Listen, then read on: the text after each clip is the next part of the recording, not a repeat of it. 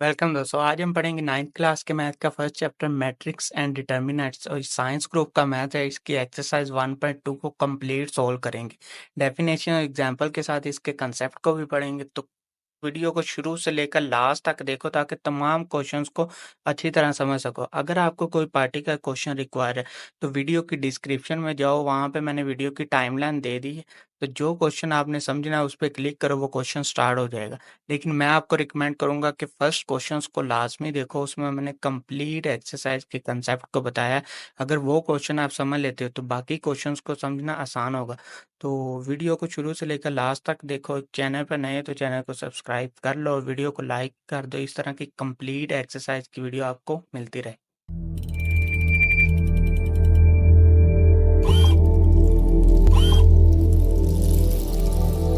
Okay, तो सबसे पहला क्वेश्चन है हमारे पास। उन्होंने क्या पूछा है कि find from the following matrices, यानी कि जो नीचे मैट्रिक्स दिए गए हैं इनको आइडेंटिफाई करें, इनकी पहचान करें। कि इनकी पहचान करनी यूनिट्स मैट्रिक्स की, कि यूनिट मैट्रिक्स क्या होता है। रो मैट्रिक्स को बताना है कि रो मैट्रिक्स क्या होता है। उसके बाद कॉलम मैट्रिक्स का बताना और नल मैट्रिक्स का, यानी कि ये चार टाइप्स के मैट्रिक्स का इनमें से आपने आइडेंटिफाई करना है जो नीचे मैट्रिक्स दिए गए हैं। तो सबसे पहले हम क्या करेंगे कि टाइप्स ऑफ मैट्रिक्स को पढ़ेंगे, क्योंकि ये सारी जो भी हमने इसको बताना है वो टाइप्स ऑफ मैट्रिक्स में है।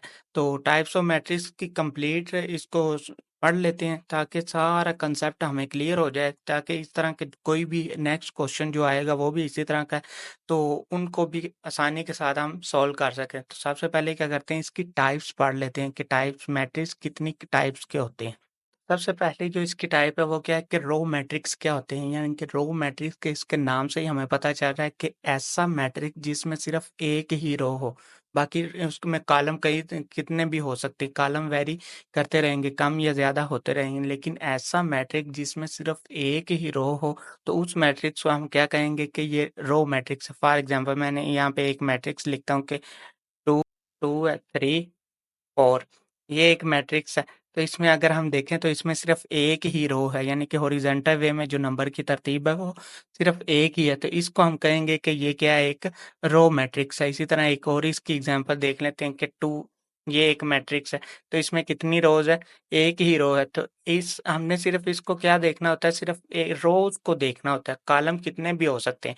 इसमें 3 कॉलम है, इसमें सिर्फ एक ही कॉलम है। तो इस तरह के मैट्रिक्स का जो ऑर्डर होगा वो क्या होगा, 1x1 का हो सकता है, 1x2 का हो सकता है, 1x3 का हो सकता है, 1x4 का हो सकता है। यानी कि इस तरह ये चलते जाएंगे। इससे हमें भी पता चल रहा है कि ये जो इनका ऑर्डर है उससे भी हमें पता चल रहा है कि ये रो मैट्रिक्स है, क्योंकि इसमें नंबर ऑफ रो जो वो फिक्स है वो एक ही है। तो अब इसकी डेफिनेशंस को हम पढ़ते हैं। लिखा है कि रो मैट्रिक्स क्या होता है, कि a matrix is called a row matrix. किसी एक मैट्रिक्स को हम रो मैट्रिक्स उस वक्त कहेंगे if it has only one row, अगर क्या वो इसके पास सिर्फ एक ही रो, अगर उसमें सिर्फ एक ही रो है तो उस तरह के मैट्रिक्स को हम क्या कहेंगे कि ये रो मैट्रिक्स। फॉर एग्जांपल ये एम मैट्रिक्स है, तो इसमें कितनी रोज हैं, एक ही रो है, और ये इसका जो ऑर्डर है वो क्या बन रहा है, 1/3 का ऑर्डर है। इस मीन है कि इसके ऑर्डर से भी हमें पता चल रहा है कि ये एक रो मैट्रिक्स है। इसी तरह एम एक की एक दूसरी एग्जांपल है,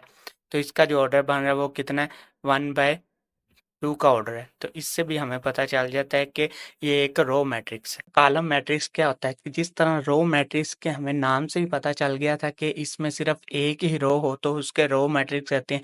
तो इसी तरह कॉलम मैट्रिक्स की बात करें तो ऐसा मैट्रिक्स जिसमें सिर्फ एक ही कॉलम हो, उसमें रो वेरी करती रहती हैं, कम या ज़्यादा होती रहती हैं। फॉर एग्जांपल मेरे पास एक मैट्रिक्स है 2 3 4, ये एक मैट्रिक्स है। तो इसमें अगर हम नंबर ऑफ कॉलम की बात करें तो एक ही कॉलम है, तो इस तरह के मैट्रिक्स को हम क्या कहेंगे कि ये एक कॉलम मैट्रिक्स है। इसी तरह 2, ये भी एक क्या हो सकता है, एक कॉलम मैट्रिक्स है।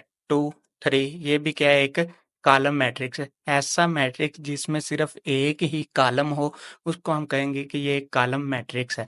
तो इस तरह के कॉलम मैट्रिक्स का जो ऑर्डर होगा वो क्या होगा, 1/1 का हो सकता है, 2/1 का हो सकता है, 3/1 का हो सकता है, 4/1 1 का हो सकता है, यानी कि इस तरह ये चलते जाएँगे। इससे भी हमें पता चल जाएगा कि ऑर्डर का जो नंबर ऑफ कॉलम है वो फिक्स होता है, वो एक ही मैट्रिक्स से क्या मतलब है कि S A matrix is called a column matrix. एक मैट्रिक्स को हम कॉलम मैट्रिक्स किस वक़्त कहेंगे? If it has only 1 column, अगर उसमें सिर्फ़ एक ही कॉलम हो। फॉर एग्ज़ाम्पल एम ये मैट्रिक्स है, इसमें कितने कॉलम है? एक ही कॉलम है। इसी तरह एन मैट्रिक्स है, इसमें कितने कॉलम है? एक ही कॉलम है। यानी कि जो वर्टिकली फॉर्म में जो नंबर की तरतीब होती है उसको हम नंबर ऑफ कॉलम कहते हैं। तो एन मैट्रिक्स और एम मैट्रिक्स में एक ही कॉलम है, तो इस कॉलम को हम क्या कहेंगे? इस मैट्रिक्स को क्या कहेंगे? ये एक कॉलम यानी कि कॉलम मैट्रिक्स है। इसका ऑर्डर क्या बन रहा है? 2/1 का और 3/1 का, यानी कि 1 इसमें फिक्स है, नंबर ऑफ जो कॉलम होता है वो फिक्स होता है। तो नेक्स्ट है हमारे पास रेक्टेंगुलर मैट्रिक्स। रेक्टेंगुलर मैट्रिक्स क्या होता है? अगर हम सिर्फ रेक्टेंगल की बात करें, ये एक रेक्टेंगल शेप कैसी होती है? अगर मैं यहाँ पे एक रेक्टेंगल शेप को ड्रा करता हूँ, फॉर एग्जांपल ये रेक्टेंगल शेप है, तो इसमें अगर हम देखें तो लंबाई चौड़ाई के बराबर नहीं है और चौड़ाई लंबाई के बराबर नहीं है, यानी कि जिसमें लेंथ और विड्थ बराबर नहीं होती। तो इस तरह के शेप को हम क्या कहते हैं? ये एक रेक्टेंगुलर शेप है, यानी कि एक रेक्टेंगल शेप है। इसी तरह हम अगर रेक्टेंगुलर मैट्रिक्स की बात करें, तो मैट्रिक्स में क्या होते हैं? नंबर ऑफ रोज होते हैं और नंबर ऑफ कॉलम होते हैं। तो हम कह सकते हैं कि ऐसा मैट्रिक्स जिसमें number of rose number of column के बराबर ना हो, यानी कि जिसमें नंबर ऑफ रोज और नंबर ऑफ कॉलम की तादाद बराबर ना हो, तो उस मैट्रिक्स को हम क्या कहेंगे कि ये एक रेक्टेंगुलर मैट्रिक्स है। इस तरह का जो मैट्रिक्स होगा वो किस टाइप का होगा? 2, 3, 1, 0, 8 और 9, ये एक मैट्रिक्स है। तो इसमें अगर हम देखें तो 2 नंबर ऑफ रोज़ हैं, यानी कि जो हॉरिज़ॉन्टल वे में नंबर की तरतीब है, 2 नंबर ऑफ रोज़ हैं और 3 नंबर ऑफ कॉलम है। तो इसका ऑर्डर जो बन रहा है वो क्या बन रहा है? 2/3 का। तो इस तरह का जो मैट्रिक्स होगा उससे हम कहेंगे ये एक रेक्टेंगुलर मैट्रिक्स है। यानी कि एक और इसकी एग्ज़ाम्पल देख लो, 2, 3, 1, 0, 8 और 9, ये एक मैट्रिक्स है। तो इसमें नंबर हॉरिज़ॉन्टल वे में जो नंबर की तरतीब वो कितनी है? 3 है और वर्टिकली वे में जो नंबर की तरतीब वो कितनी है? 2 है। तो इस तरह के मैट्रिक्स को हम कह सकते हैं कि ऐसा मैट्रिक्स जिसमें number of rows number of column के बराबर ना हो, या इस तरह भी आप पढ़ सकते हैं कि ऐसा मैट्रिक्स जिसमें number of column number of rows के बराबर ना हो। तो इसका जो ऑर्डर बन रहा है वो कितना बन रहा है? 3 क्रॉस 2 का। तो इस तरह रेक्टेंगुलर शेप में या रेक्टेंगुलर जो मैट्रिक्स होते हैं, रेक्टेंगुलर मैट्रिक्स का जो ऑर्डर होता है वो क्या हो सकता है? 1/2 का हो सकता है, 2/1 का हो सकता है, 3/2 का हो सकता है या 2/3 का हो सकता है या 3/4 का हो सकता है। यानी कि उनमें number of rows number of column के कभी भी बराबर नहीं आएगा, उनमें डिफरेंस होगा। रेक्टेंगुलर मैट्रिक्स की डेफिनेशन क्या पड़ेगी? If a matrix M is a rectangular matrix, एक हमारे पास एम में एक रेक्टेंगुलर मैट्रिक्स हो सकता है if the number of rows of M, अगर मैट्रिक्स एम की number of rows is not equal ना हो, यानी कि बराबर ना हो the number of M of column, यानी कि उसके एम मैट्रिक्स के कॉलम के बराबर ना हो, यानी कि उसकी नंबर ऑफ रोज उसके नंबर ऑफ कॉलम के बराबर ना हो। तो इस तरह के मैट्रिक्स को हम क्या कहेंगे कि वो एक रेक्टेंगुलर मैट्रिक्स। फॉर एग्जांपल ए में हमारे पास एक मैट्रिक्स है, इसमें नंबर ऑफ रोज कितनी है? 1, 2 और 3, 3 नंबर ऑफ रोज है। नंबर ऑफ कॉलम की बात करें तो 1 और 2, 2 ही नंबर ऑफ कॉलम है। तो इस तरह का जो मैट्रिक्स होगा उसको क्या कहेंगे कि ये एक रेक्टेंगुलर मैट्रिक्स। इसी तरह बी एक मैट्रिक्स है, इसमें 2 नंबर ऑफ रोज हैं और 3 नंबर ऑफ कॉलम है। इसी तरह सी मैट्रिक्स है, इसमें 1 नंबर ऑफ रोज है और 3 नंबर ऑफ कॉलम है। और डी मैट्रिक्स है, ये भी एक रेक्टेंगुलर मैट्रिक्स। तो इस तरह के मैट्रिक्स का जो ऑर्डर होगा वो क्या होगा? 3/2 हो सकता है, 2/3 हो सकता है और 1/3 हो सकता है, यानी कि 3/1 हो सकता है, यानी कि उसमें नंबर ऑफ रोज और नंबर ऑफ कॉलम बराबर नहीं होंगे। तो लास्ट पे इन्होंने लिखा है in each matrix the number of rows is not equal, यानी कि वो आपस में बराबर नहीं है द नंबर ऑफ कॉलम के, यानी कि उसके नंबर ऑफ रोज और नंबर ऑफ कॉलम बराबर ना हो। तो इस तरह के मैट्रिक्स को हम सिंपल वर्ड्स में कह सकते हैं कि वो एक रेक्टेंगुलर मैट्रिक्स है। तो नेक्स्ट है हमारे पास स्केर मैट्रिक्स। स्केर मैट्रिक्स क्या होता है? अगर हम सिर्फ वर्ड स्केर की बात करें तो स्केर किस फॉर्म में होता है, यानी कि स्केर का जो वर्ड्स है वो किस में होता है? यानी कि अगर स्केर कोई भी हम स्क्वायर की एक शेप ड्रा करें तो ऐसा स्क्वायर ऐसा होता है कि यानी कि उसमें लंबाई चौड़ाई के बराबर होती है या चौड़ाई लंबाई के बराबर होती है, जिसमें लेंथ और विड्थ बराबर हो। अगर मैं यहाँ पे एक स्क्वायर ड्रा करूँ तो इसमें लंबाई चौड़ाई के बराबर है, यानी कि लेंथ विड्थ के बराबर है और विड्थ लेंथ के बराबर है। तो यहाँ पे अगर मैट्रिक्स में इसको पढ़ें तो क्या हम पढ़ सकते हैं कि ऐसा मैट्रिक्स जिसमें number of rose number of column के बराबर हो, यानी कि उनकी तादाद आपस में बराबर हो। फॉर एग्जांपल मेरे पास एक मैट्रिक्स है यहाँ पे 2 3 1 और 0, ये एक मैट्रिक्स है। तो इसमें नंबर ऑफ रोज कितनी है, 2 और 3 और 1 और 0। इसमें दो नंबर ऑफ रोज हैं और इसमें नंबर ऑफ कॉलम कितने हैं, दो ही नंबर ऑफ कॉलम है। तो इस तरह के मैट्रिक्स को हम कह सकते हैं कि ये एक स्क्वायर मैट्रिक्स है। इसी तरह 2 ये एक मैट्रिक्स है तो इसका ऑर्डर क्या बन रहा है, 1 by 1 है। इसमें एक ही नंबर ऑफ रोज है और एक ही नंबर ऑफ कॉलम है, तो इसको हम कहेंगे ये एक स्क्वायर मैट्रिक्स है। इसी तरह एक और इसकी एग्जांपल देखें, 2 3 1 -1 3 0 8 9 और 3। कोई भी आप नंबर रैंडमली ले सकते हैं। तो इस तरह के मैट्रिक्स, इसमें अगर नंबर ऑफ रोज की बात करें तो 3 नंबर ऑफ रोज हैं, यानी कि हॉरिजॉन्टल वे में जो नंबर की तरतीब है वो 3 है। इसी तरह वर्टिकली फॉर्म में जो नंबर की तरतीब है वो भी कितनी है, 3 है। तो इसका ऑर्डर कितना बन रहा है, 3 by 3। तो ऑर्डर से भी हमें पता चल जाता है कि ये जो मैट्रिक्स है ये एक स्क्वायर मैट्रिक्स है। ऐसा मैट्रिक्स जिसमें number of rose number of column के बराबर हो, तो इस मैट्रिक्स को हम कहेंगे कि वो एक स्क्वायर मैट्रिक्स। तो स्क्वायर मैट्रिक्स क्या होता है, यहाँ से हम इसकी डेफिनेशंस को पढ़ लेते हैं कि a matrix is a square matrix. एक मैट्रिक्स को हम स्क्वायर मैट्रिक्स कहेंगे if its number of rows, अगर उसकी number of rows is equal बराबर होंगी और इट्स नंबर ऑफ कॉलम उसके नंबर ऑफ कॉलम के बराबर होंगी। अगर उसकी नंबर ऑफ रोज उसके नंबर ऑफ कॉलम के बराबर होंगी तो हम कहेंगे कि वो जो मैट्रिक्स है वो एक स्क्वायर मैट्रिक्स है। जिस तरह एक ए मैट्रिक्स है, इसमें नंबर ऑफ रोज कितनी है, 2 है और नंबर ऑफ कॉलम कितनी है, 2 ही नंबर ऑफ कॉलम है। इसी तरह बी मैट्रिक्स, इसमें 3 नंबर ऑफ रोज है, इसी तरह इसमें 3 ही नंबर ऑफ कॉलम है। तो इस मैट्रिक्स को हम कह सकते हैं कि ये एक स्क्वायर मैट्रिक्स है। तो इस मैट्रिक्स के स्क्वायर मैट्रिक्स का जो ऑर्डर होता है वो क्या हो सकता है, 2 by 2 का हो सकता है, 3 by 3 का हो सकता है, 1 by 1 का हो सकता है, यानी कि उसमें नंबर ऑफ रोज और नंबर ऑफ कॉलम जो है वो बराबर होंगे। फिर हमारे पास नल और जीरो मैट्रिक्स, यानी कि नल या जीरो मैट्रिक्स किसे कहते हैं, ऐसा मैट्रिक्स जिसकी तमाम एंट्रीज जीरो के बराबर हो, यानी कि उसमें जितने भी एलिमेंट्स हो वो जीरो हों। तो उस तरह के मैट्रिक्स को हम कह सकते हैं कि वो एक नल मैट्रिक्स है या जीरो मैट्रिक्स है। वो किसी भी ऑर्डर का मैट्रिक्स हो सकता है। फॉर एग्जांपल मेरे पास ये एक मैट्रिक्स है तो इसका ऑर्डर क्या है, 1 by 1 का। तो इस तरह के मैट्रिक्स को हम क्या कहेंगे, ये एक नल और जीरो मैट्रिक्स है, यानी कि 0 0 0 और 0। इसकी तमाम एंट्रीज किसके बराबर हों, जीरो के बराबर हों, तो वो जो मैट्रिक्स कहलाएगा वो उसको हम जीरो मैट्रिक्स कहेंगे, नल मैट्रिक्स कहेंगे। तो इसका कोई भी ऑर्डर हो सकता है, यानी कि 0 0 0, ये भी एक नल और जीरो मैट्रिक्स है, 0 0 ये भी एक नल और जीरो मैट्रिक्स है। तो इस तरह के मैट्रिक्स को हम जिसकी तमाम एंट्रीज ज़ीरो के बराबर उसमें मौजूद तमाम एलिमेंट्स हों वो ज़ीरो हों, तो उस तरह के एलिमेंट्स को, उस तरह के मैट्रिक्स को हम कह सकते हैं कि ये एक नल या ज़ीरो मैट्रिक्स है। तो इसकी एक ख़ास बात ये है कि इस तरह के मैट्रिक्स को हम ओ से रिप्रेजेंट करते हैं। जिस तरह यहाँ पे मैंने एक मैट्रिक्स लिख दूँ, 0 0 0 0 0 0। तो इसका जो ऑर्डर बन रहा है वो कितना बन रहा है, 3 x 3 का ऑर्डर बन रहा है। तो इस मैट्रिक्स को मैं रिप्रेजेंट करूंगा क्योंकि इसमें तमाम एंट्रीज किसके बराबर है, जीरो के बराबर है। तो इस मैट्रिक्स को देख के भी हमें पता चल जाना चाहिए कि ये जो मैट्रिक्स है ये नल या जीरो मैट्रिक्स है। तो इसको हम ओ से रिप्रेजेंट करते हैं, कैपिटल लेटर अल्फाबेट्स के कैपिटल लेटर ओ से रिप्रेजेंट किया जाता है।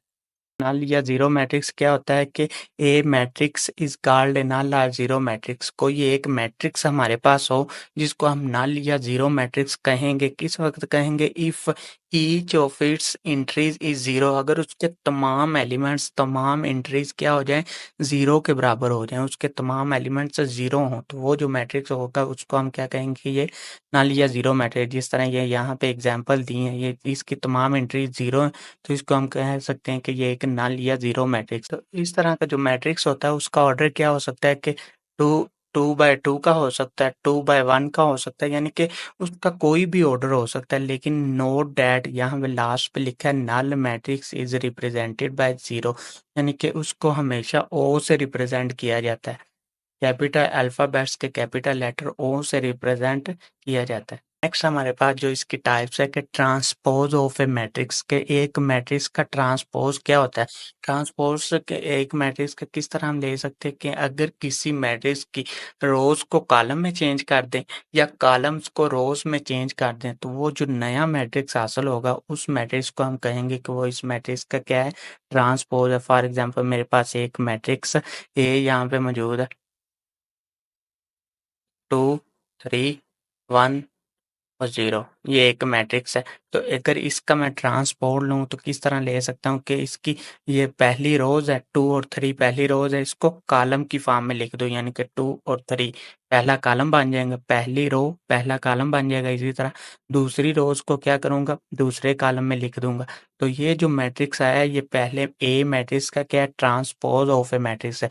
तो इसको किस तरह रिप्रेज़ेंट किया जाता है? ये ए मैट्रिक्स का ट्रांसपोज़ है, तो ए मैट्रिक्स की पावर में टी आ जाएगा, यानी कि स्मॉल टी लिख देंगे तो वो जो ये शो करेगा कि ये ए मैट्रिक्स का क्या है? ट्रांसपोज़ है। इस तरह एक और इसकी एग्ज़ाम्पल लेके देख लें। फॉर एग्ज़ाम्पल मेरे पास एक मैट्रिक्स बी है, 2, 3, 0, 1, 8 और 9, ये एक मैट्रिक्स है। अगर इसका मैंने ट्रांसपोज़ लेना है तो किस तरह ले सकते हैं कि b की पावर t आ जाएगा, यानी कि उसका ट्रांसपोज़ b का हम ट्रांसपोज़ ले रहे हैं, तो पहली रोज़ को पहले कॉलम में लिख दो। अगर आप इस तरह नहीं करना चाहते तो इस तरह भी कर सकते हैं कि पहले कॉलम को पहली रो में लिख दो। ये 2 और 3 पहला कॉलम है तो इसको पहली रोज़ बना दो, 2, 3, ये इसकी पहली रो बन गई। इसी तरह 0 और 8 ये भी एक का इसका कॉलम है तो इसको भी रो में लिख दो, 0 और 8 दूसरी रोज़ बन गई। इसी तरह थर्ड कॉलम को थर्ड रो में लिख दो, 1 और 9। तो ये जो नया मैट्रिक्स बना है ये दूसरे पहले मैट्रिक्स ए का क्या है? एक ट्रांसपोज़ ऑफ ए मैट्रिक्स है। तो आपको समझ आ गया होगा कि किसी भी मैट्रिक्स का अगर ट्रांसपोज़ लेना हो तो क्या करते हैं कि उसकी रोज़ को कॉलम में चेंज कर दें या कॉलम को रोज़ में चेंज कर दें, तो वो जो नया मैट्रिक्स हासिल होता है उस मैट्रिक्स का क्या कहलाता है? Transpose of a matrix. Pole of a matrix क्या होता है कि a matrix obtained by interchanging, यानी कि एक हम मैट्रिक्स को हासिल करें इंटरचेंजिंग, यानी कि तब्दील करके द रोज इनटू कॉलम, यानी कि रोज को कॉलम में चेंज कर दे, यानी कि कोई मैट्रिक्स हमारे पास हो उसका इंटरचेंज कर दे रोज इनटू कॉलम, रोज को कॉलम में यानी कि कतारों को कॉलमों में चेंज कर दें, या कॉलमों को into row column into rows, या क्या करें कॉलम्स को रोज़ में चेंज कर दें, तो वो जो नया मैट्रिक्स हासिल होगा वो क्या कहलाएगा? Is called transpose of the matrix. तो वो उस मैट्रिक्स का क्या कहलाएगा? ट्रांसपोज़ कहलाएगा।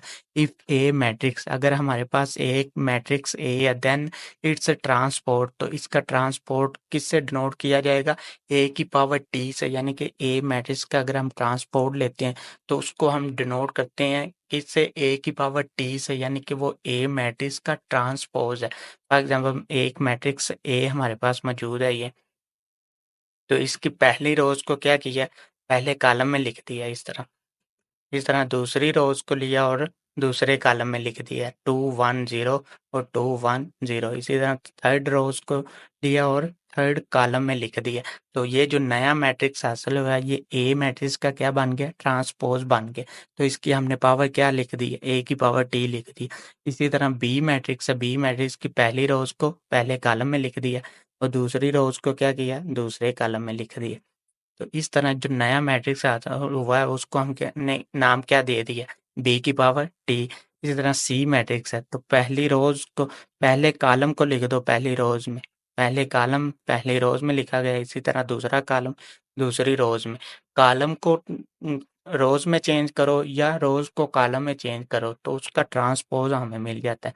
ओके, तो नेक्स्ट जो इसकी मैट्रिक्स की टाइप्स है वो क्या है कि सिमेट्रिक मैट्रिक्स क्या होता है? ऐसा मैट्रिक्स जिसका हम ट्रांसपोज़ लें तो वो अपने ही रियल मैट्रिक्स के बराबर आ जाए, उस पे कोई फ़र्क ना पड़े। फॉर एग्ज़ाम्पल मेरे पास एक मैट्रिक्स ए है, 2, 1, 1 और 3। ये एक मैट्रिक्स है। अगर इसका हम ट्रांसपोर्ट लें, फॉर एग्जांपल इसका ट्रांसपोर्ट लें, तो इस तरह हम ले सकते हैं कि रोज़ को कॉलम में चेंज कर दो या कॉलम्स को रोज़ में चेंज कर दो। तो 2 1 ये पहली रो है तो पहला कॉलम बन जाएगा 2 और 1। इसको पहली रोज़ को पहले कॉलम में लिख दिया, इसी तरह दूसरी रोज़ को दूसरे कॉलम में लिख दो 1 और 3। तो इसका हमने क्या किया, ट्रांसपोर्ट लिया, तो ये अपने ही रियल मैट्रिक्स के बराबर है, यानी कि a की पावर t किसके बराबर है, यानी कि a बराबर किसके, a पावर टी, यानी कि वो अपने ही ट्रांसपोर्ट के बराबर है। तो इस तरह का जो मैट्रिक्स होता है उसको हम कहते हैं कि ये एक सिमेट्रिक मैट्रिक्स है। तो इसकी डेफिनेशंस को डिटेल से पढ़ते हैं। तो सिमेट्रिक मैट्रिक्स, यहाँ पे इसकी डेफिनेशंस लिखी हुई कि सिमेट्रिक मैट्रिक्स ए स्केयर मैट्रिक्स, यानी कि कोई भी सिमेट्रिक मैट्रिक्स होगा तो वो एक स्केयर मैट्रिक्स होना ज़रूरी है। तो एक square matrix is A symmetric. एक स्केयर मैट्रिक्स को हम कह सकते हैं कि वो एक सिमेट्रिक मैट्रिक्स है। किस वक़्त कह सकते हैं, if it is equal to its transport, अगर वो अपने ही ट्रांसपोर्ट के बराबर आ जाता है, यानी कि कोई एक मैट्रिक्स स्केयर मैट्रिक्स हो, उसका हम ट्रांसपोर्ट लें तो अपने ही स्केयर मैट्रिक्स के बराबर आ जाए, अपने रियल मैट्रिक्स के बराबर आ जाए। फॉर एग्जांपल तो इसको हम डिनोट किस तरह कर सकते हैं, a की पावर t बराबर किसके होगा, a के। फॉर एग्जांपल हमारे पास एक मैट्रिक्स m है, इसमें जो रोज़ है और इसमें ये कॉलम है। तो इसका क्या किया, सबसे पहले क्या किया, ट्रांसपोर्ट लिया, यानी कि पहली रो 1 2 3 को पहले कॉलम में लिख दिया इस तरह। पहली रोज़ है, ये 1 2 3 इसकी पहली रोज़ है, इसको पहले कॉलम में लिख दिया। इसी तरह इसकी दूसरी रो है 2 -1 और 4, इसको कॉलम में लिख दिया 2 -1 और 4। इसी तरह इसकी थर्ड रो है 3 4 और 0, तो इसको भी क्या किया, थर्ड कॉलम में लिख दिया। तो अब इस दोनों मैट्रिक्स को अगर हम कंपेयर करें तो ये अपने रियल मैट्रिक्स m के ही बराबर आ रहा है, यानी कि m की पावर t एक m का ट्रांसपोर्ट है, यानी कि m मैट्रिक्स का ट्रांसपोर्ट है। तो उसका जब हमने ट्रांसपोर्ट लिया तो वो अपने ही m मैट्रिक्स के बराबर आ गए। तो हम कह सकते हैं कि m is a symmetric matrix. I hope कि आपको इसकी समझ आ गई होगी कि एक सिमेट्रिक मैट्रिक्स क्या होता है। एक और इसकी एग्जांपल यहाँ पे दी है कि a हमारे पास एक मैट्रिक्स है, इसका ये नंबर ऑफ रोज है, इसमें 3 नंबर ऑफ रोज हैं, तो पहली रोज को पहले कॉलम में लिख दो। 2 1 और 3 को क्या किया, कॉलम में लिख दिया। इसी तरह दूसरी रोज है -1 2 और 2, तो इसको दूसरे कॉलम में लिख दिया। इसी तरह थर्ड रो है 3 1 और 3, तो इसको थर्ड कॉलम में लिख दिया। तो इस दोनों को कंपेयर करें, a और a की पावर t, तो ये आपस में क्या हो रहे हैं, बराबर नहीं है। तो इस तरह के मैट्रिक्स को हम कह सकते हैं इज नॉट सिमेट्रिक। तो इस तरह का मैट्रिक्स जो होगा, जो अपने ट्रांसपोर्ट लेने के बाद वो अपने रियल मैट्रिक्स के बराबर नहीं आता है, तो हम कहेंगे कि ये जो मैट्रिक्स है ये सिमेट्रिक मैट्रिक्स नहीं है। अगर वो अपने रियल मैट्रिक्स के बराबर आ जाता है तो हम कहेंगे कि वो जो मैट्रिक्स है वो एक सिमेट्रिक मैट्रिक्स। तो नेक्स्ट इसकी टाइप है कि स्क्यू सिमेट्री क्या होता है। ऐसा कि स्क्यू सिमेट्री की टाइप्स हमें क्या बताती है कि ऐसा मैट्रिक्स जिसका हम ट्रांसपोर्ट लें, कोई भी एक स्केयर मैट्रिक्स हो उसका हम ट्रांसपोर्ट लें तो अपने नेगेटिव मैट्रिक्स के बराबर आ जाए। सिमेट्री मैट्रिक्स में हमने क्या पढ़ा है, तो अपने रियल मैट्रिक्स के बराबर आ जाता है तो हम उसके क्या कहते हैं कि वो एक सिमेट्रिक मैट्रिक्स है। अगर स्क्यू सिमेट्रिक मैट्रिक्स की क्या डेफिनेशन है कि अगर हम किसी मैट्रिक्स स्केयर मैट्रिक्स का ट्रांसपोर्ट लें तो अपने नेगेटिव मैट्रिक्स के बराबर आ जाए। फॉर एग्जांपल मेरे पास एक मैट्रिक्स है, ए एक मैट्रिक्स 0 -3 3 और 0, ये एक मैट्रिक्स है। अगर इसका ट्रांसपोर्ट लें तो किस तरह ले सकते हैं, ए की पावर टी बन जाएगा और पहली रोज को पहले कॉलम में लिख देंगे 0 और -3। इसी तरह दूसरी रोज को दूसरे कॉलम में लिख देंगे 3 और 0। ये एक मैट्रिक्स बन गया। तो अब हमने इसका नेगेटिव मैट्रिक्स बनाना है, तो माइनस से इसको मल्टीप्लाई कर दो, -0 3 -3 और 0। जब इसको अंदर मल्टीप्लाई करेंगे तो क्या होएगा, 0 -3, ये माइनस का 3 है तो माइनस के इसके साथ मल्टीप्लाई करेगा तो प्लस का 3 हो जाएगा। इसी तरह यहाँ पे क्या आ जाएगा, 0। अगर इसको गौर से देखें और इसको कंपेयर करें ए मैट्रिक्स के साथ, ये वही रियल मैट्रिक्स बन गया, यानी कि ये ए के इक्वल है। तो इस तरह का जो मैट्रिक्स होता है इसको हम कह सकते हैं कि ये एक स्क्यू सिमेट्रिक मैट्रिक्स है। तो इसकी डेफिनेशंस को देखते हैं, उसमें बहुत डिटेल के साथ आपको बताया गया। तो स्क्यू सिमेट्रिक मैट्रिक्स क्या होता है? यहाँ पे इसकी डेफिनेशन लिखी है कि a square matrix A is said to be a skew symmetric matrix. A square matrix को कोई भी हमारे पास कोई एक मरबी कालब हो, उसको हम स्क्यू सिमेट्रिक मैट्रिक्स कह सकते हैं। अगर हम उस मैट्रिक्स का ट्रांसपोर्ट लें तो अपने रियल मैट्रिक्स नेगेटिव मैट्रिक्स के बराबर आ जाए। तो यानी कि इस पूरी स्टेटमेंट का मतलब क्या है कि ए की power T equal to minus A, यानी कि कोई एक रियल मैट्रिक्स ए हो, उसका हमने क्या लिया है, ट्रांसपोर्ट लिया, तो वो अपने नेगेटिव मैट्रिक्स के बराबर आ गया। फॉर एग्जांपल यहाँ पे इसकी एक एग्जांपल दी है कि ये हमारे पास एक मैट्रिक्स है, इसमें 3 नंबर ऑफ रोज हैं, तो इसको क्या किया, इसका ट्रांसपोर्ट लिया तो ए की पावर टी बन गया। तो पहली रोज को पहले कॉलम में लिख दिया, इस तरह ये पहले कॉलम में लिख दिया, इस तरह दूसरी रोज को दूसरे कॉलम में लिख दिया, तो तीसरी रोज को क्या किया, तीसरे कॉलम में लिख दिया। अब यहाँ से कुछ नेगेटिव के साथ इसको क्या किया, मल्टीप्लाई कर दिया, या इस यहाँ से नेगेटिव को कॉमन ले लिया, कॉमन ले लो या मल्टीप्लाई कर दो, एक ही बात है। तो जब हमने यहाँ से नेगेटिव को कॉमन लेंगे या नेगेटिव के साथ इसको मल्टीप्लाई करेंगे, तो ये हर एलिमेंट के साथ मल्टीप्लाई करेगा। तो जो नेगेटिव के से वो पॉजिटिव के बन जाएंगे और जो पॉजिटिव के वो नेगेटिव के बन जाते, तो इस तरह ये अपने ही रियल नेगेटिव मैट्रिक्स के बराबर आ जाएगा। तो इस तरह के मैट्रिक्स को हम कह सकते हैं कि ये एक स्क्यू सिमेट्रिक मैट्रिक्स है। सिंपल सी डेफिनेशन है कि किसी भी स्केर मैट्रिक्स का हम ट्रांसपोर्ट लें, उसका ट्रांसपोर्ट लेने के बाद वो अपने ही नेगेटिव मैट्रिक्स के बराबर आ जाए, तो वो जो मैट्रिक्स होगा वो एक स्क्यू सिमेट्रिक मैट्रिक्स होगा। यहाँ पे इसकी डेफिनेशंस लिखी हुई है कि ए का हमने ट्रांसपोर्ट लिया तो अपने रियल नेगेटिव मैट्रिक्स के बराबर आ गया, देयरफॉर इसलिए हमने कह दिया कि एक स्क्यू सिमेट्रिक मैट्रिक्स है। तो नेक्स्ट जो मैट्रिक्स की टाइप है वो नेगेटिव मैट्रिक्स है। नेगेटिव मैट्रिक्स क्या होता है कि कोई भी हमारे पास एक मैट्रिक्स हो, चाहे वो स्केयर मैट्रिक्स हो, चाहे वो रेक्टेंगुलर मैट्रिक्स, कोई भी मैट्रिक्स हो, तो उसका हम क्या करें, एक नेगेटिव मैट्रिक्स बना, किस तरह बना सकते हैं कि उसके तमाम एलिमेंट के साइन को चेंज कर दें, यानी कि जो प्लस में हो वो माइनस में लिख दें और जो माइनस में हो वो प्लस में लिख दें, तो वो जो नया मैट्रिक्स हासिल होगा वो अपने पहले मैट्रिक्स का नेगेटिव मैट्रिक्स होगा। फॉर एग्जांपल मेरे पास एक मैट्रिक्स ए यहाँ पे मौजूद है, 2 -3 1 और -5। तो इस तरह का इसका मैंने नेगेटिव मैट्रिक्स बनाना है, तो मैं क्या करूँगा, -a के साथ मल्टीप्लाई कर देंगे, क्योंकि इसको नेगेटिव बनाना है तो -a के साथ मल्टीप्लाई करेंगे। तो इस तरह जब -a के साथ मल्टीप्लाई करेंगे तो दूसरी साइड पे भी हम क्या करेंगे, मल्टीप्लाई करेंगे, 2 -3 1 और -5। तो अब ये नेगेटिव अंदर जब मैट्रिक्स के साथ मल्टीप्लाई करेगा तो क्या बन जाएगा, माइनस का 2 और ये माइनस का 3 है तो प्लस का 3 हो जाएगा, और ये माइनस प्लस का 1 है तो माइनस का 1, माइनस का 5 है तो प्लस का 5। तो ये जो मैट्रिक्स आया ये माइनस ए बन गया, यानी कि ए मैट्रिक्स था हमारे पास, तो इसका जो हमने नेगेटिव मैट्रिक्स फाइंड कर लिया।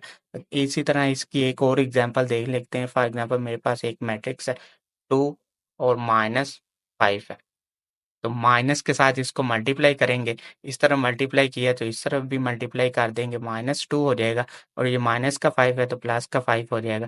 यानी कि ऐसा मैट्रिक्स जिसका हम नेगेटिव मैट्रिक्स फाइंड करना हो तो उसकी तमाम एंट्रीज के साइन को चेंज कर दे, अगर वो प्लस में है तो माइनस में लिख दो, माइनस में तो प्लस में लिख दो, तो वो जो नया मैट्रिक्स हासिल होगा तो वो उस मैट्रिक्स का नेगेटिव मैट्रिक्स कहलाएगा।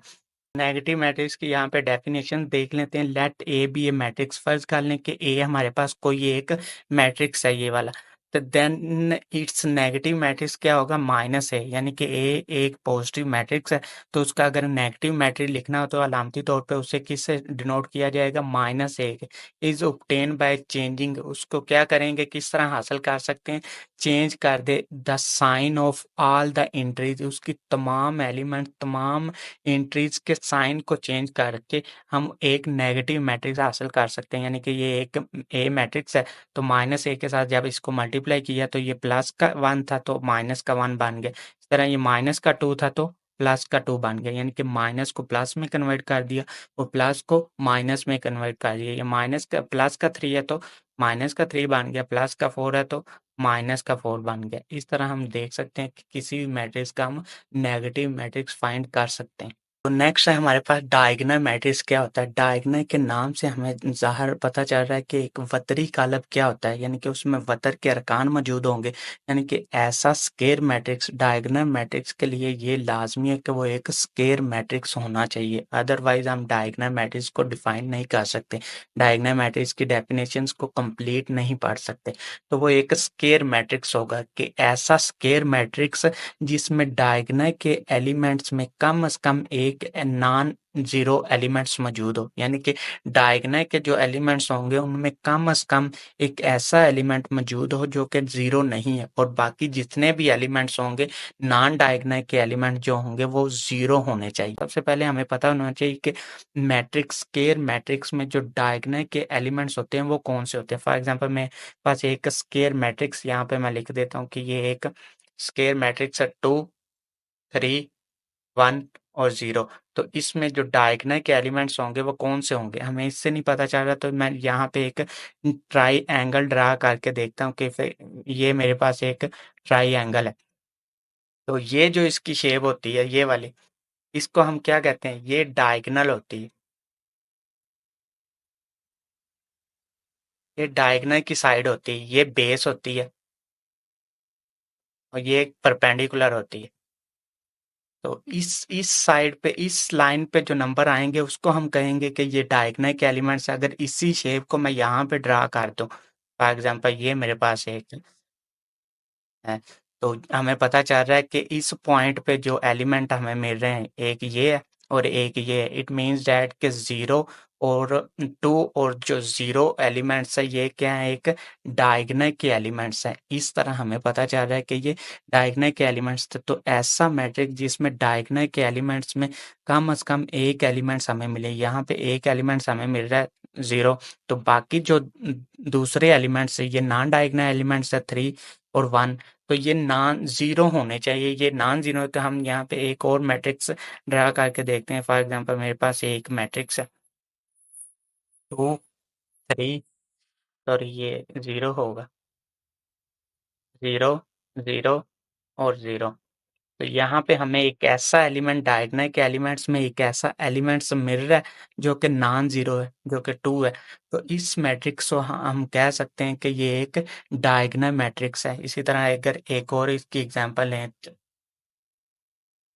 3, 0, 0, 0, 1, 0, 0, 0 और 4।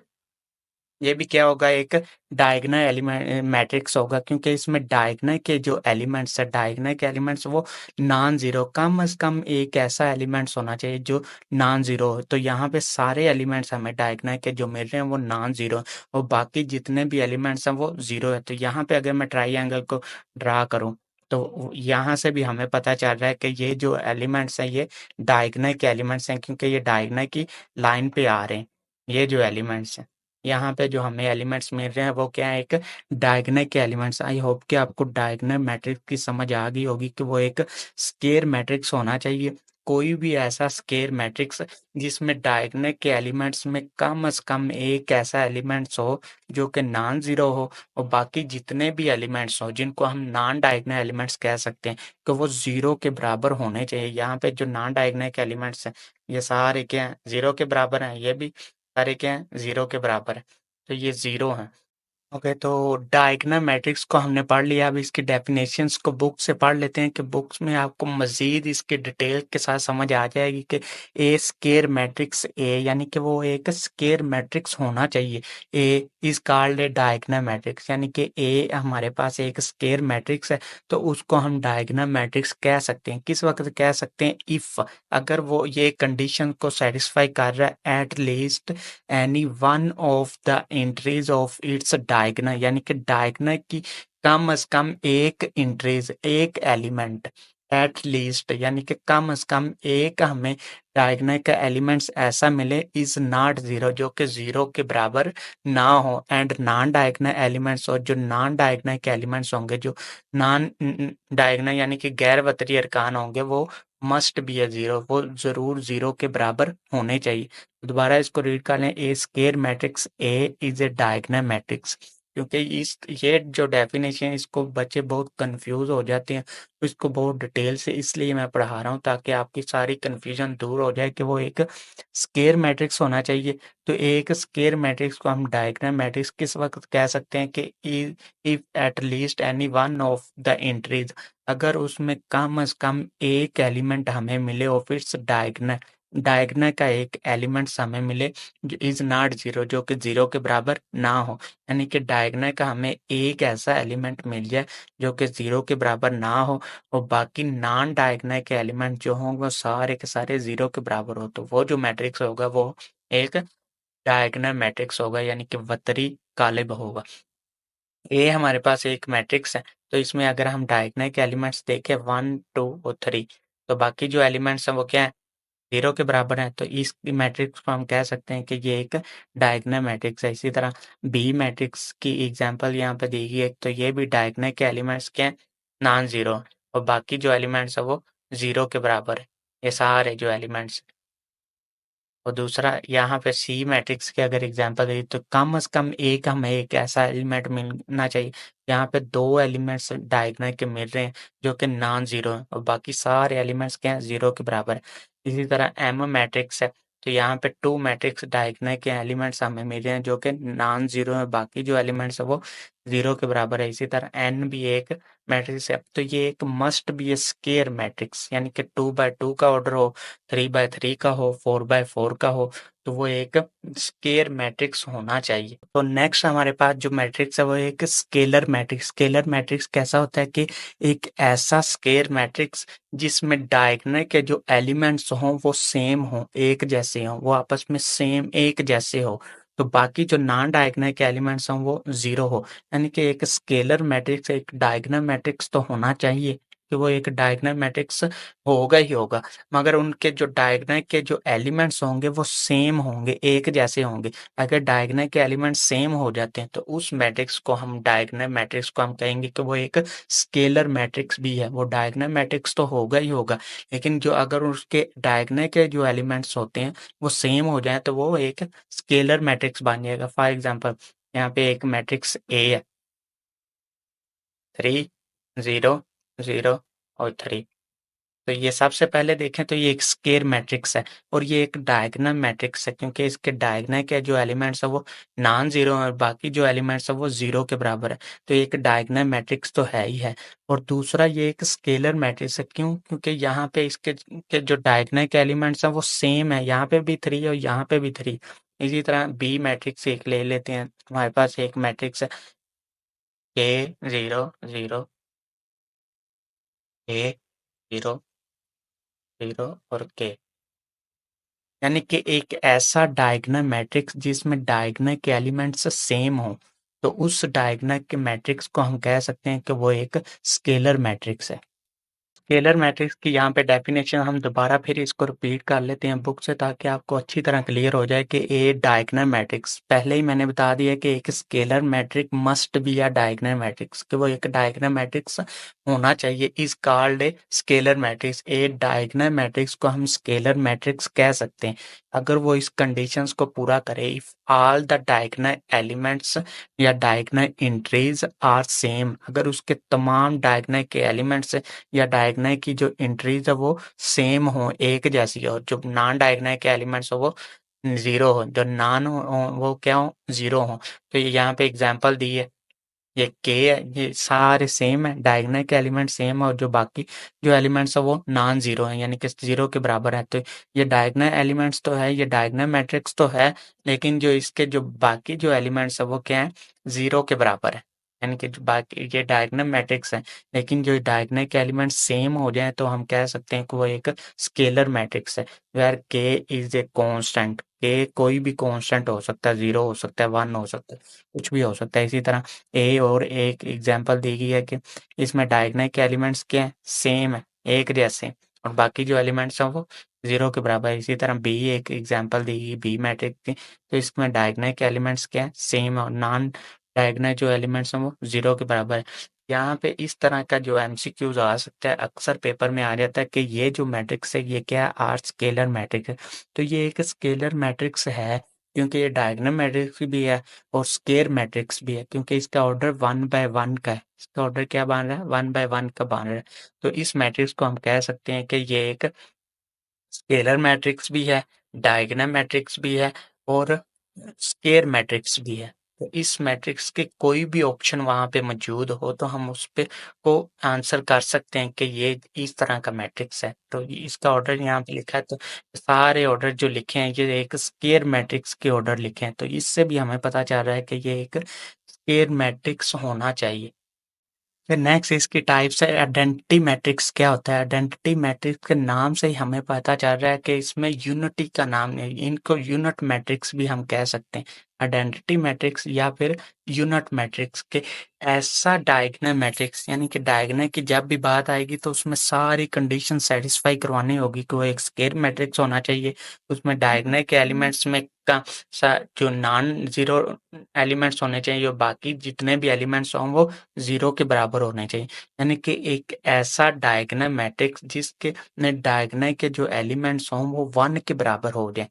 पहले हमने स्केलर मैट्रिक्स को पढ़ा है, उसमें डायगोनल के जो एलिमेंट्स हो जाएँ वो सेम हो जाएँ।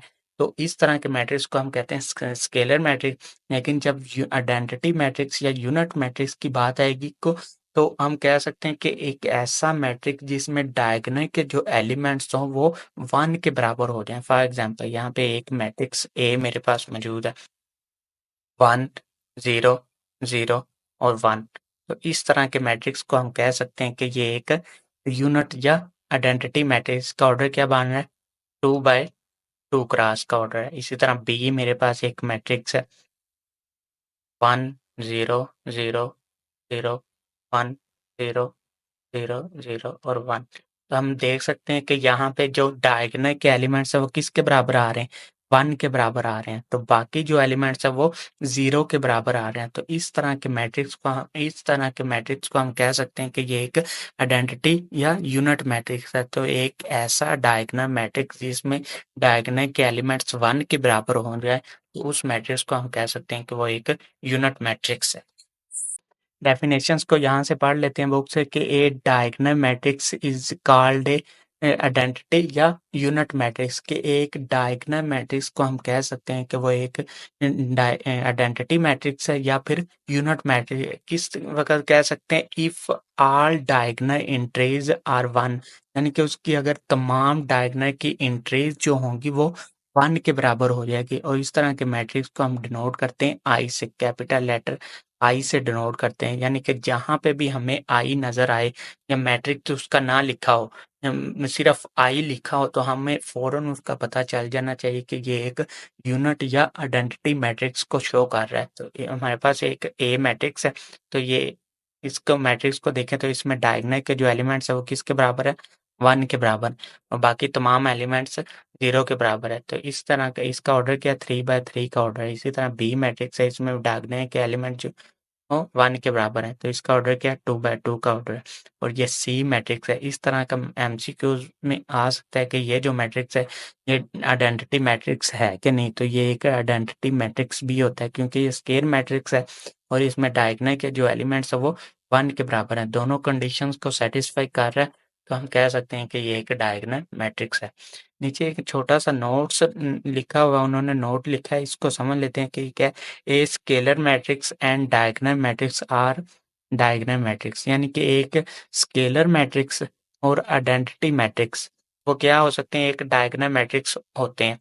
यानी कि वो पहले वो डायगोनल मैट्रिक्स होंगे तो ही वो स्केलर मैट्रिक्स बन सकता है या यूनिट या आइडेंटिटी मैट्रिक्स बन सकता है। अगर वो स्केलर आइडेंटिटी डायगोनल मैट्रिक्स ही नहीं है तो हम उसको नहीं कह सकते, ना ही वो स्केलर हो सकता है, ना ही फिर वो यूनिट या आइडेंटिटी मैट्रिक्स हो सकता है। वो must be A diagonal matrix, वो डायगोनल मैट्रिक्स होना चाहिए। इसी तरह ये diagonal matrix is not a scalar मैट्रिक्स और आइडेंटिटी मैट्रिक्स। ज़रूरी नहीं है हर डायगोनल मैट्रिक्स आइडेंटिटी मैट्रिक्स हो या स्केलर मैट्रिक्स हो। ये भी हमने पढ़ लिया क्योंकि उसकी एंट्रीज हो सकता है डायगोनल के एलिमेंट्स की एंट्री सेम ना हो सकता है सेम हो जाए। अगर सेम होती है तो वो स्केलर मैट्रिक्स होगा।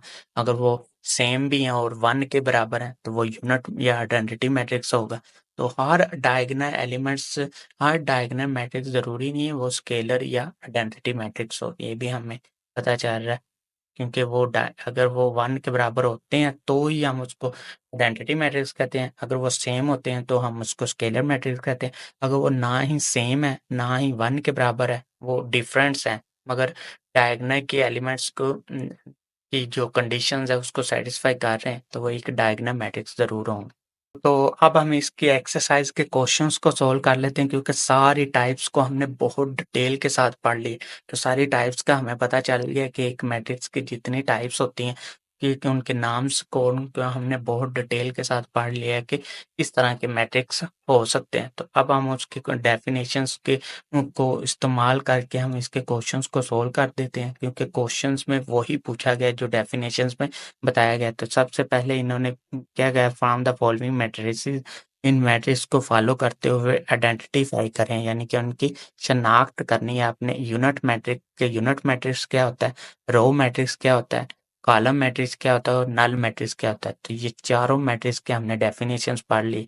तो सबसे पहला जो इसका मैट्रिक्स है वो कौन सा मैट्रिक्स है, ये जो ए मैट्रिक्स है, अगर यहाँ पे मैं लिख दूं कि ए मैट्रिक्स है 0 0 0 और 0, ये मैट्रिक्स, इसको देखते ही हमें क्या पता चलना चाहिए, क्योंकि हम इसके डेफिनेशंस पढ़ के आए हैं। तो ये जो मैट्रिक्स है ये क्या है, एक नल मैट्रिक्स है। क्यों नल मैट्रिक्स है, क्योंकि इसकी तमाम एंट्री 0 के बराबर है। तो हम कह सकते हैं कि ये एक नल या 0 मैट्रिक्स है।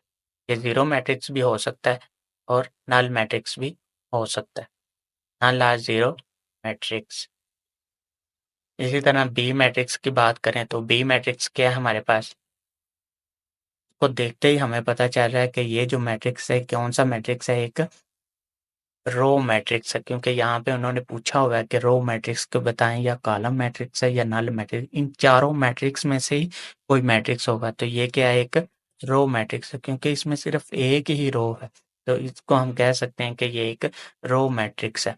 इसके ऑर्डर से भी हमें पता चल रहा है कि ये एक रो मैट्रिक्स, क्योंकि इसका ऑर्डर क्या है, 1/3 का ऑर्डर है। इसी तरह थर्ड क्वेश्चन है जो इसका फोर्थ क्वेश्चन है वो क्या है, डी। यहाँ पे अगर हम डी को देखें तो डी मैट्रिक्स क्या है हमारे पास, 1 0 0 और 1। तो इसको देखते ही हमें पता चल रहा है कि ये एक यूनिट या आइडेंटिटी मैट्रिक्स है, यूनिट या आइडेंटिटी मैट्रिक्स है।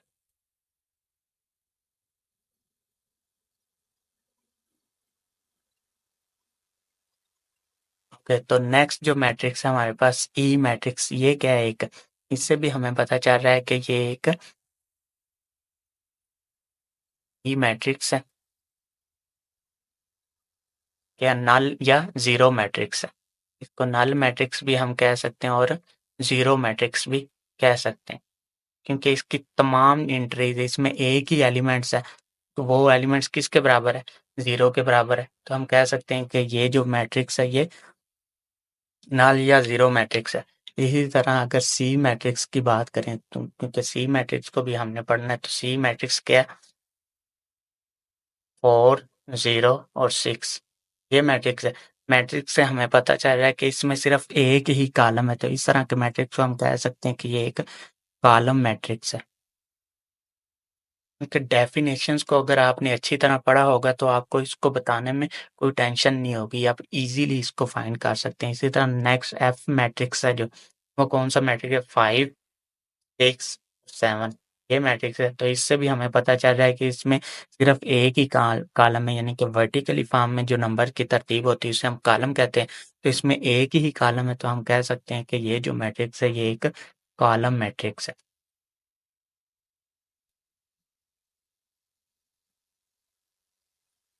तो दोस्तों आई होप कि आपको फर्स्ट क्वेश्चंस की अच्छी तरह समझ आ गई होगी। अगर आपने डेफिनेशंस को अच्छी तरह समझा है तो आप इसको इजीली बता सकते हैं, क्योंकि डेफिनेशंस को हमने बहुत डिटेल के साथ डिफाइन किया है।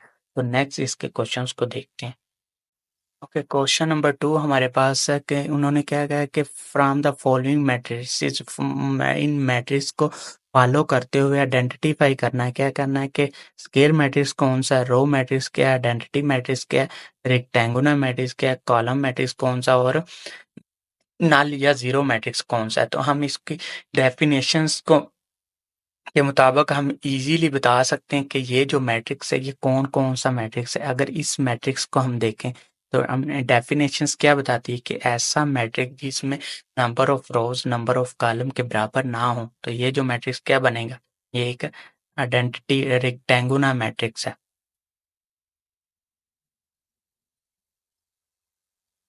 Rectangular matrix. इसी तरह अगर टू मैट्रिक्स की बात करें तो ये जो मैट्रिक्स है ये क्या है? एक कॉलम मैट्रिक्स है।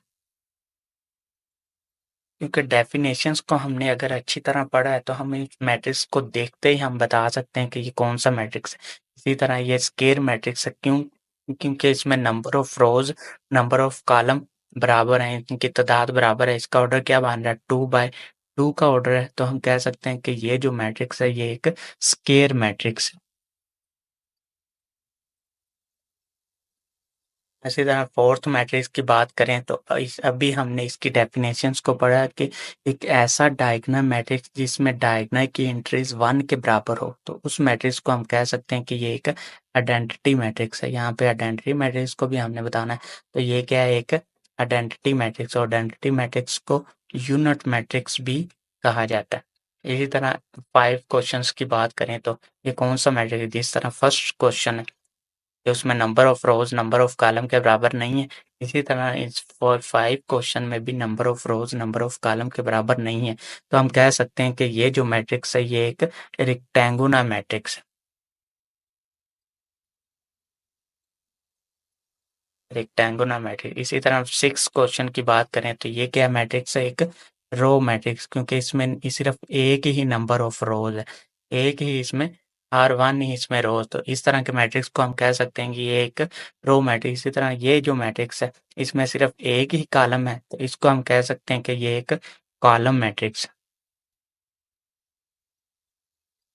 बस इसके 8 क्वेश्चन से हमें क्या पता चल रहा है कि ऐसा मैट्रिक्स जिसमें number of rose number of column के बराबर हो, तो उस मैट्रिक्स को हम क्या कहते हैं कि ये एक स्केयर मैट्रिक्स है। नेक्स्ट मैट्रिक्स क्या है? क्वेश्चन नंबर 9 में क्या है? ऑल एंट्रीज किसके बराबर है? 0 के बराबर है। तो इस तरह के मैट्रिक्स को हम क्या कहते हैं कि ये एक नल या ज़ीरो मैट्रिक्स है। क्योंकि यहाँ पे इन्होंने ये भी पूछा है कि नल या ज़ीरो मैट्रिक्स कौन-कौन से थे। इसको हम कह सकते हैं कि ये एक नल मैट्रिक्स है और इसका दूसरा नाम क्या है? ज़ीरो मैट्रिक्स भी इसको पढ़ा जा सकता है। आई होप कि आपको सेकंड क्वेश्चंस की भी समझ आ गई होगी। अगर इसकी समझ नहीं आई तो पहले डेफिनेशंस को देख लो, डेफिनेशंस को अच्छी तरह पढ़ लो, तो फिर आप ये क्वेश्चंस को इस तरह के क्वेश्चंस को खुद भी सोल्व कर सकते हैं। इस तरह के जो क्वेश्चन होते हैं वो पेपर में एमसीक्यूज की टाइप में आते हैं, ना कि आपको क्वेश्चंस के टाइप में आए कि ये क्वेश्चन ये जो मैट्रिक्स है आप बताएं, इसका नाम लिख दें कि कौन सा मैट्रिक्स है। ये एमसीक्यूज में आएंगे तो आपको सिर्फ डेफिनेशंस को अच्छी तरह पढ़ना पड़ेगा। थर्ड इसका क्वेश्चन है फ्रॉम द फॉलोइंग मैट्रिक्स। नीचे जो मैट्रिक्स दिए हैं उसको फॉलो करें, आइडेंटिफाई करें। उनको फॉलो करते हुए क्या करना है? आइडेंटिफाई करना है डायगोनल मैट्रिक्स के। डायगोनल मैट्रिक्स कौन से? हम इसकी डेफिनेशंस को बहुत डिटेल के साथ पढ़ चुके हैं। स्केलर मैट्रिक्स क्या है ये बताना, एंड यूनिट मैट्रिक्स या आइडेंटिटी मैट्रिक्स, यानी कि 3 तरह के मैट्रिक्स यहाँ पे पूछे गए। डायगोनल मैट्रिक्स, स्केलर मैट्रिक्स और यूनिट मैट्रिक्स। तो सबसे पहले जो इसका ए मैट्रिक्स है, ए यहाँ पे मैट्रिक्स है, वो क्या हमें बता रहा है? 4 0 0 और 4। तो इससे हमें क्या पता चल रहा है कि ये एक स्केलर मैट्रिक्स, क्योंकि हर स्केलर मैट्रिक्स एक डायगोनल मैट्रिक्स तो होता ही होता है। तो इस तरह के मैट्रिक्स को हम कह सकते हैं कि ये एक स्केलर मैट्रिक्स है, क्योंकि इसमें मैट्रिक्स इसमें क्या है कि डायगोनल के जो एलिमेंट्स है वो सेम है, एक जैसे हैं। इसी तरह बी मैट्रिक्स की बात करें तो ये जो मैट्रिक्स है ये क्या है? एक डायगोनल मैट्रिक्स है। क्यों डायगोनल मैट्रिक्स है? क्योंकि इसमें डायगोनल के जो एलिमेंट्स है ना ही वो 1 के बराबर है और ना ही वो सेम है, लेकिन वो डायगोनल मैट्रिक्स है। तो इस तरह के मैट्रिक्स को हम कह सकते हैं कि ये एक डायगोनल मैट्रिक्स, क्योंकि वो डायगोनल की सारी कंडीशंस को सेटिस्फाई कर रहा है कि ऐसा मैट्रिक्स जिसमें डायगोनल के एलिमेंट्स में एक ऐसा एलिमेंट मिले जो नॉन ज़ीरो, बाकी तमाम एलिमेंट्स 0 के बराबर हो। तो ये इसी कंडीशंस को सेटिस्फाई कर रहा है। तरह जो सी मैट्रिक्स है ये क्या है? एक यूनिट मैट्रिक्स या आइडेंटिटी मैट्रिक्स। यूनिट मैट्रिक्स या आइडेंटिटी मैट्रिक्स क्या होता है कि ऐसा मैट्रिक्स जिसमें डायगोनल के एलिमेंट्स जो 1 के बराबर आ जाए। तो यहाँ पे डायगोनल के एलिमेंट्स क्या 1 के बराबर है, तो हम कह सकते हैं कि ये एक यूनिट मैट्रिक्स है। इसी तरह डी जो मैट्रिक्स है ये एक डायगोनल मैट्रिक्स है। क्यों डायगोनल मैट्रिक्स है? कि इसकी डेफिनेशन हमें बता रही कि ये एक डायगोनल मैट्रिक्स है कि इसमें कम से कम डायगोनल का एक एलिमेंट्स हमें मिल रहा है 3, जो कि नॉन जीरो है और बाकी तमाम एलिमेंट्स जीरो के बराबर है। इसी तरह बी जो ई जो मैट्रिक्स है, इसको पहले हम थोड़ा सा सोल्व हो रहा है, इसमें सिंप्लीफिकेशन हो रही है, तो वो हम कर लेते हैं। 5 - 3 0 और यहाँ पे भी 0 और 1 + 1। तो इसको सोल्व करें तो क्या बनेगा? 5 - 3 तो यहाँ पे 2 आ जाएगा, यहाँ पे 0 भी 0, 1 + 1 2। तो इसके जो डायगोनल के एलिमेंट्स वो सेम नहीं होगा, एक जैसे नहीं होगा। जिस तरह ए मैट्रिक्स में है डायगोनल के एलिमेंट्स सेम है, तो इस मैट्रिक्स को हम कह सकते हैं कि ये एक स्केलर मैट्रिक्स है, क्योंकि स्केलर मैट्रिक्स में जो डायगोनल के एलिमेंट्स हैं वो सेम होते हैं, एक जैसे होते हैं। वो कोई भी हो सकते हैं, वो चाहे 2 हो, 3 हो, के हो, कोई भी एलिमेंट्स हो सकते हैं, मगर वो सेम होने चाहिए। ये होप कि आपको थर्ड क्वेश्चंस की भी अच्छी तरह समझ आ गई होगी। मैं फिर आपको बार-बार बता रहा हूँ कि आपको डेफिनेशंस को अच्छी तरह पढ़ना पड़ेगा। अगर डेफिनेशंस आप अच्छी तरह पढ़ लेते हैं, तो ये क्वेश्चंस आप खुद भी सॉल्व कर सकते हैं। तो 4 क्वेश्चन में उन्होंने क्या बताया कि find negative of the matrices A, B, C, D and E. और ई इन जो भी मैट्रिक्स हमें दिए हैं उनके हमने क्या करने हैं, नेगेटिव मैट्रिक्स फाइंड करने हैं। नेगेटिव मैट्रिक्स के हमने डेफिनेशंस को बहुत अच्छे तरीके से डिफाइन किया, उसकी एग्जाम्पल के साथ उसको पढ़ लिया। तो हम इसके नेगेटिव मैट्रिक्स फाइंड कर लेते हैं। फॉर एग्जांपल मेरे पास ए मैट्रिक्स है, इसका नेगेटिव मैट्रिक्स फाइंड करना है 1 0 और -1। तो नेगेटिव मैट्रिक्स किस तरह फाइंड कर सकते हैं, यानी कि नेगेटिव मैट्रिक्स इस तरह फाइंड कर सकते हैं अगर उसकी तमाम एंट्रीज के साइन को चेंज कर दें। अगर वो जो प्लस का वो माइनस का लिख दें और जो माइनस का वो प्लस का लिख दें, तो वो जो नया मैट्रिक्स हासिल होगा वो उस मैट्रिक्स का क्या होगा, नेगेटिव मैट्रिक्स होगा। यानी कि -a अगर यहाँ से हासिल होता है तो इसकी एंट्रीज को चेंज कर दो। प्लस का है तो माइनस का वन आ जाएगा 0, माइनस का 1 है तो प्लस का 1 हो जाएगा। तो ये जो मैट्रिक्स आया ये ए मैट्रिक्स का क्या है, नेगेटिव मैट्रिक्स है। नेक्स्ट बी मैट्रिक्स को हम देख लेते हैं। 3 -1 2 और 1।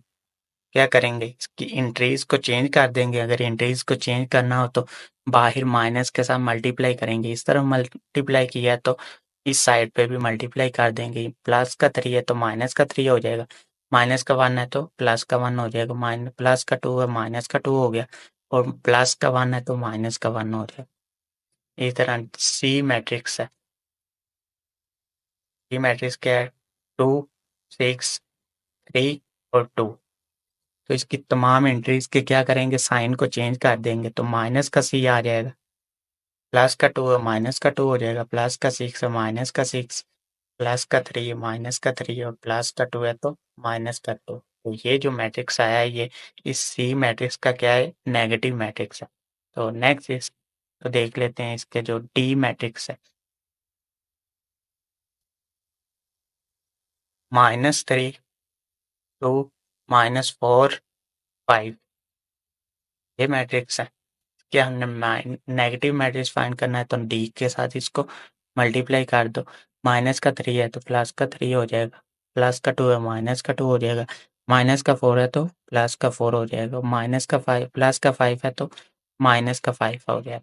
तो हमने क्या करना है, इसकी साथ तमाम एंट्रीज के साइन को चेंज कर देना। प्लस का है तो माइनस का और माइनस का है तो प्लस का। इसी तरह ई मैट्रिक्स की अगर बात करें तो क्या है, 1 -5 2 और 3।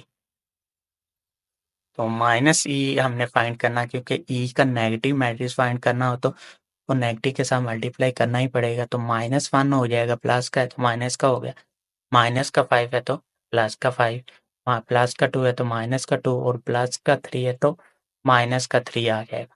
आई होप कि आपको इस क्वेश्चंस की भी अच्छी तरह समझ आ गई होगी कि एक 4 क्वेश्चन है, इसको किस तरह हम नेगेटिव मैट्रिक्स किसी भी मैट्रिक्स का नेगेटिव मैट्रिक्स फाइंड कर सकते हैं। तो नेक्स्ट क्वेश्चन है, क्वेश्चन नंबर 5 है। 5 find the transport of following matrices, यानी कि of each of the following matrices, आपके इन मैट्रिक्स को फाइंड यानी कि फॉलो करते हुए इन मैट्रिक्स के आपने क्या करना है, ट्रांसपोर्ट फाइंड करने है। तो सबसे पहले जो इसका मैट्रिक्स है हमारे पास वो क्या है, ए मैट्रिक्स है।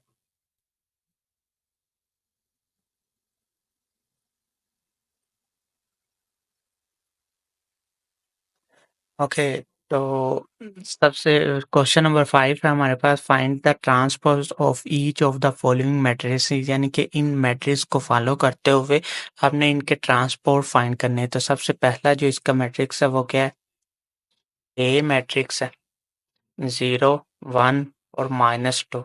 तो ट्रांसपोज़ किसी भी मैट्रिक्स का किस तरह फाइंड करना, हमने बहुत डिटेल के साथ इसको पढ़ लिया कि किसी भी मैट्रिक्स की कॉलम्स को रोज़ में या रोज़ को कॉलम में चेंज कर दें तो जो नया मैट्रिक्स हासिल होगा वो उस मैट्रिक्स का क्या कहलाता है, ट्रांसपोज़ मैट्रिक्स कहलाता है। इस तरह ए का अगर हमने ट्रांसपोज़ फाइंड करना है तो ए की पावर टी लिखेंगे, यानी कि ये लामती तौर पर शो करता है, इसको डिनोट करता है कि हमने इसका ट्रांसपोज़ फाइंड किया। तो पहली रोज़ को पहले कॉलम में लिख दो, इसके अंदर दूसरी रोज़ को दूसरे कॉलम में या तीसरी रोज़ को तीसरे कॉलम में लिख दे। तो ये जो मैट्रिक्स हासिल हुआ है वो पहले मैट्रिक्स का क्या है, ट्रांसपोज़ है। इसी तरह बी मैट्रिक्स की बात कर लेते हैं।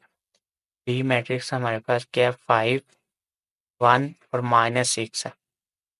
इसका हमने ट्रांसपोज़ फाइंड करना है तो किस तरह फाइंड करेंगे,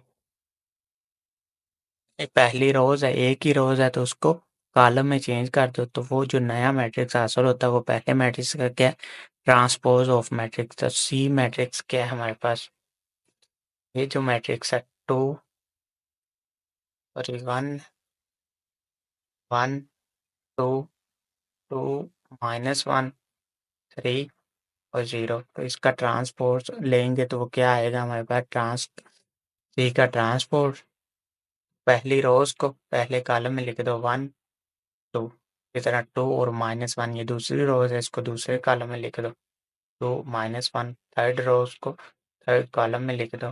तो ये जो मैट्रिक्स हासिल हुआ वो सी मैट्रिक्स का क्या है, ट्रांसपोज है। ये सी की पावर टी इस मैट्रिक्स का ट्रांसपोज है। नेक्स्ट है हमारे पास थर्ड मैट्रिक्स, डी मैट्रिक्स की बात कर लेते हैं। तो डी मैट्रिक्स क्या है, 2, 3, 0 और 5। तो इसका ट्रांसपोज अगर लें तो वो क्या आएगी, कि पहली रोज को पहले कॉलम में लिख दो 2, 3 आ जाएगा और दूसरी रोज को दूसरे कॉलम में लिख दो 0 और 5। इसी तरह ई मैट्रिक्स है हमारे पास, ई मैट्रिक्स का अगर हमने ट्रांसपोज लेना है तो क्या आएगा, 2, 3, -4 और 5। ये ई मैट्रिक्स है तो इसका ट्रांसपोज लेंगे तो क्या आ जाएगा, ई की पावर टी बन जाएगी और ई का ट्रांसपोज दो पहली रोज पहला कॉलम बन जाएगा। इसी तरह दूसरी रोज को दूसरे कॉलम में लिख देंगे। आई होप कि आपको इसकी समझ आ रही होगी कि किसी भी मैट्रिक्स का अगर ट्रांसपोज लेना है तो वो हम किस तरह ले सकते हैं। इसी तरह एफ मैट्रिक्स की बात कर लेते हैं। तो एफ जो क्वेश्चन है 1, 2, 3 और 4 का अगर हम ट्रांसपोज लेंगे तो मैट्रिक्स एफ की पावर टी बन जाएगी। अगर हमने रोज को कॉलम में चेंज किया, अगर कॉलम को रोज में चेंज करते हैं तो फिर भी इसका ट्रांसपोज आ जाएगा, यानी कि 1 और 3 ये पहला कॉलम है, इसको फर्स्ट रोज में लिख दो। 1 और 3 इसकी पहला कॉलम था तो हमने इसकी पहली रोज में लिख दिया। इसी तरह 2 और 4 ये इसकी दूसरा कॉलम है तो इसको दूसरी रोज में लिख दो। तो ये जो मैट्रिक्स हासिल हुआ है ये एफ मैट्रिक्स का क्या है, ट्रांसपोज ऑफ ए मैट्रिक्स है। आई होप कि आपको इस क्वेश्चंस की भी समझ आ गई होगी कि किसी भी मैट्रिक्स का ट्रांसपोज हम किस तरह ले सकते हैं। सबसे लास्ट इसका क्वेश्चन है एक्सरसाइज 1.2 का लास्ट क्वेश्चन है। उन्होंने कहा क्वेश्चन नंबर 6 वेरीफाई करें कि इफ ए हमारे पास ये मैट्रिक्स और बी ये मैट्रिक्स है तो देन आपने क्या करना है, वेरीफाई करना है। तो सबसे पहला जो इसका क्वेश्चन यूज नंबर 1 है, ए की पावर टी यानी कि ए का ट्रांसपोर्ट का होल ट्रांसपोर्ट किसके बराबर आएगा, ए के ही बराबर आएगा। तो सबसे पहले इसकी लेफ्ट हैंड साइड को सोल्व करेंगे और उसको हम साबित करेंगे कि ये ए के बराबर है। तो सबसे पहले क्या है, ए का ट्रांसपोर्ट का होल ट्रांसपोर्ट, ये इसकी लेफ्ट हैंड साइड है। तो सबसे पहले हम क्या करेंगे, इसका ए का ट्रांसपोर्ट बनाएंगे। तो ए का ट्रांसपोर्ट किस तरह बन सकता है, ए का ट्रांसपोर्ट अगर लिखें तो ये मैट्रिक्स ए है, तो इसका ट्रांसपोर्ट ले लो 1 2, ये पहली रोज है तो पहले कॉलम में इसको लिख दो 1 2, पहले कॉलम में आ जाएगा। इसी तरह 0 और 1 इसकी दूसरी रो है तो ये दूसरा इसका कॉलम बन जाएगा। इसी तरह ये ए का ट्रांसपोर्ट हमने फाइंड कर लिया। अब ए के ट्रांसपोर्ट का फिर ट्रांसपोर्ट ले रहे हैं, तो उसका फिर ट्रांसपोर्ट ले लो, ए के ट्रांसपोर्ट का होल ट्रांसपोर्ट इसके बराबर आ जाएगा। पहली रोज को पहले कॉलम में लिख दो 1 और 0, इसी तरह दूसरी रोज को दूसरे कॉलम में लिख दो 2 और 1। तो ये जो मैट्रिक्स अगर हम गौर से देखें तो ये ए मैट्रिक्स के बराबर आ गए। ये ए मैट्रिक्स किसके बराबर है, ये जो मैट्रिक्स 1 2 0 और 1। तो इसी तरह 1 2 और 0 और 1, यहाँ पे 1 है तो यहाँ पे 2 0 और 1। इसी तरह यहाँ पे भी क्या है, 1 है, यहाँ पे 2, यहाँ पे 0 और यहाँ पे 1। ये अपने ही मैट्रिक्स ए के बराबर आ सकता है। आ गया तो हम कह सकते हैं कि इसकी ये जो लेफ्ट हैंड साइड किसके बराबर है, राइट हैंड साइड के। या आप इस तरह भी लिख सकते हो कि लेफ्ट हैंड साइड बराबर है राइट हैंड साइड के। या इस तरह भी इसका क्वेश्चन भी लिख सकते हैं, ए की पावर टी का ट्रांसपोर्ट लें तो अपने ही रियल मैट्रिक्स ए के बराबर आ जाता है। इस तरह इसकी जो बी इसका जो है उसको सोल्व करते हैं। ओके, कि बी की ट्रांसपोर्ट का होल ट्रांसपोर्ट किसके बराबर है, बी के बराबर है। तो सबसे पहले क्या करेंगे, यहाँ पे बी का ट्रांसपोर्ट बनाएंगे। तो बी का ट्रांसपोर्ट क्या आ जाएगा, ये मैट्रिक्स बी है, इसका ट्रांसपोर्ट लो पहली रोज है तो पहले कॉलम में लिख दो 1 और 1। इसी तरह 2 और 0 ये दूसरी रोज है, इसको दूसरे कॉलम में लिख दो, सिंपल है। तो पहली रोज को पहले कॉलम में लिख दिया, दूसरी रोज को दूसरे कॉलम में लिख दिया। अब इसका और ट्रांसपोर्ट लेना है तो बी के ट्रांसपोर्ट का ट्रांसपोर्ट लो,